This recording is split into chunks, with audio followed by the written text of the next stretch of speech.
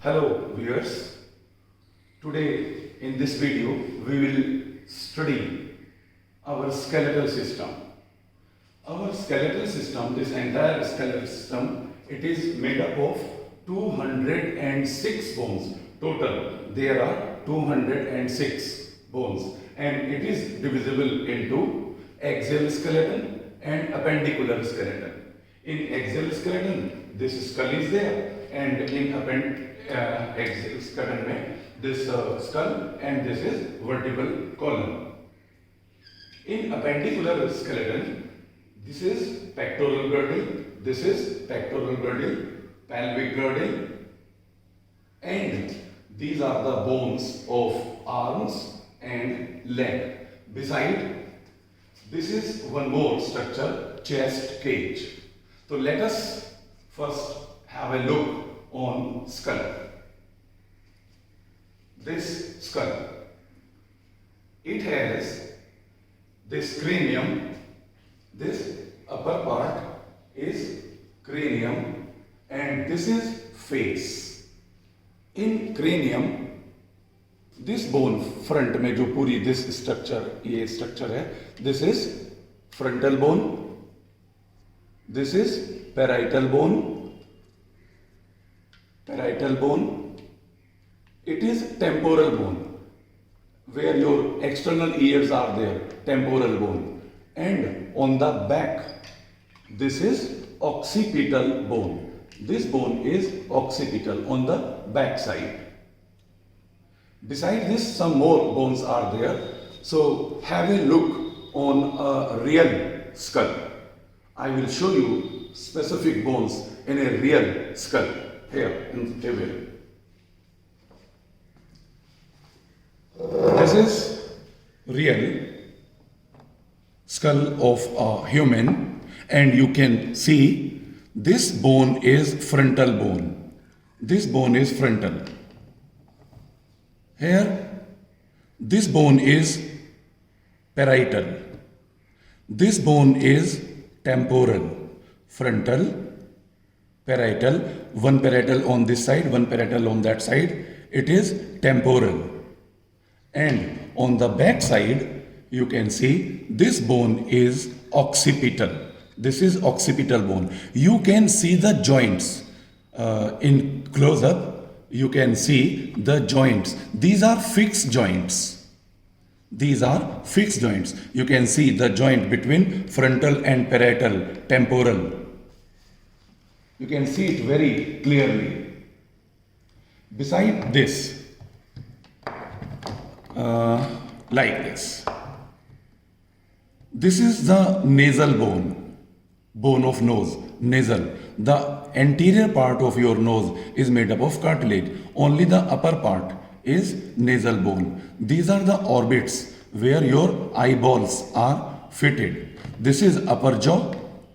This bone is upper jaw here and this is lower jaw. You can see here in your skull only your lower jaw can move. Other bones are fixed. You can see here this passage. This is the passage for your internal ear.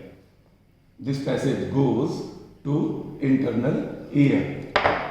And in your face, which gives shape to your face, this particular bone, these bones are zygomatic processes.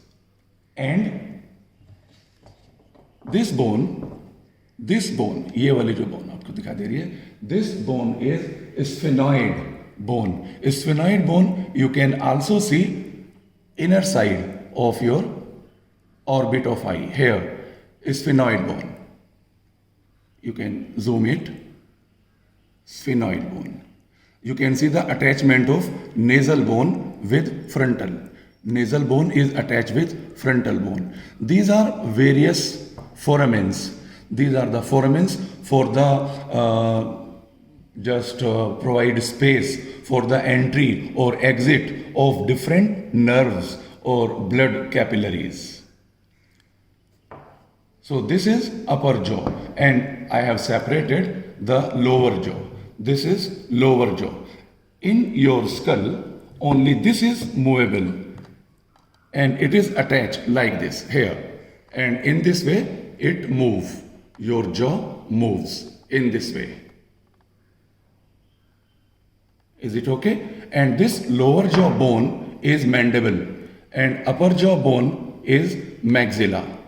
If you see interiorly, so here it is your palate. Palate separate mouth cavity from nasal cavity. You can see your nasal cavity also open in pharynx. So this is the passage of air and this is the passage for. These are the socket of teeth. Sockets are there. This particular aperture, this is foramen magnum. This is foramen magnum. Here your brain is kept, and from brain the spinal cord comes out through this foramen magnum and enters the vertebral column. These two processes are called occipital condyle, and with the help of occipital condyle, the bone makes contact with your vertebral column. Because we have two occipital condyle, so our skull is dicondylic. So this is about your skull. Now come to that skeleton. And first we will study its vertebral column. You can see from this point up to this point it is vertebral column. All this is vertebral column. These yellow structures, you can see these yellow structures, these are the nerves which are coming out. These are the nerves which are coming out. And these individual structures are vertebra. These are vertebra. The first vertebra, you just show here, this first vertebra is called atlas. This first vertebra, number 1 vertebra, it is atlas, and it becomes fused with skull. The second is axis. So your skull rotates, your atlas rotates on axis in this way, right? So in this neck region, just count 1, 2, 3, 4, 5, 6, 7. These 7 vertebra are cervical vertebra. These are cervical vertebra. After cervical vertebra, 1, 2, 3, 4, 5, 6, 7, 8, 9, 10, 11 and 12. These, from this vertebra to this vertebra, these are thoracic vertebra. Then 1, 2, 3, 4, this one, 1, 2, 3, 4, 5. These 5 vertebra are lumbar vertebra, lumbar, in your abdomen region. And this structure is sacrum. It is formed by the fusion of 5 separate vertebra. This is sacral bone or sacrum, and this last is coccyx or tailbone. It is highly reduced. It is vestigial. In case of tailed animal, these vertebra continue further in the form of tail. One thing more, you can see, these are the neural spines. You can see the neural spines are tilted, are curved in different ways in cervical region, thoracic region, lumbar region and coccyx region. So 7 cervical vertebra, 12 thoracic vertebra, 5 lumbar vertebra, this is sacrum and this is coccyx. These structures, the yellow structures, these are the nerves, spinal nerves, which are coming out and they spread throughout the body for just to receiving and send the message. Now, come to this particular portion. This is your chest cage. Chest cage. In this chest cage is made up of ribs. Ribs. 12 pairs of ribs. 12 pairs of ribs. They are connected on the central bone. This is breastbone or sternum. This is sternum. So these ribs on front side attach with the sternum, and on back side you can see these ribs are attached with vertebra, thoracic vertebra. Right? So you just see the different type of vertebra. This sternum, see the sternum, the upper part of sternum is manubrium. This upper part is manubrium, whereas lowermost part, this is called xiphoid process. Xiphoid process. And this upper part is manubrium of sternum. Now you see the ribs. 1, 2, 3, 4, 5, 6, 7. These 7 ribs from vertebral column, they are directly joined the sternum. Again see 1, 2, 3, 4, 5, 6, 7. These 7 ribs are attached with sternum. These are true ribs. Whereas these 8, 9, 10, these 8, 9, 10 ribs, they are not reaching up to midrib. This 8th is attached with 7th, 9th attached with 8th, and 10th attached with 9th. And these ribs jointly, they make contact with your sternum. Whereas 2 more ribs are there. You can see here on the back side. These ribs, 1 rib, and this is second. These ribs, these are just incomplete. You can see starting from here and they reach up to this point. Starting from here, they reach up to this point. These are incomplete. That's why these are called false ribs. You can see the false ribs here also. So this chest cage, 12 pairs of ribs. 12 in 12, 10 pair, 7 pair true ribs, 3 pair false ribs, and 2 pair of floating ribs. Now come to girdles. These 2 girdles are there. This is one pectoral girdle. This is another here pectoral girdle. Just have a look on your pectoral girdle. This pectoral girdle is made up of 2 bones. This bone is clavicle. This clavicle of this girdle, this clavicle of that girdle.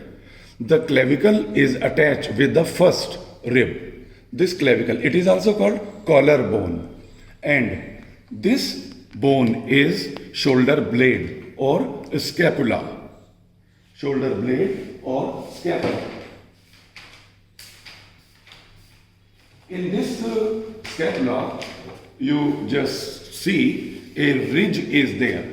This ridge. This is spine.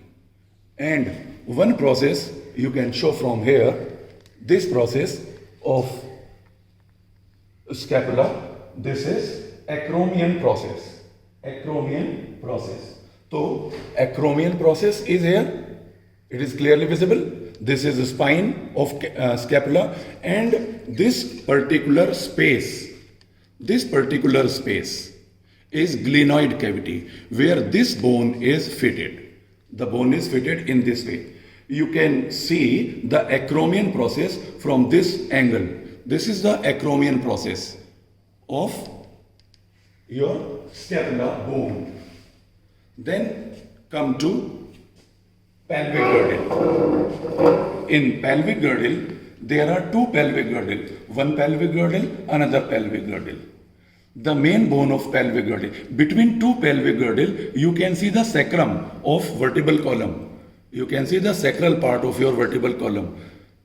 In this pelvic girdle, the main bone, this is ilium. This bone is ilium. This bone.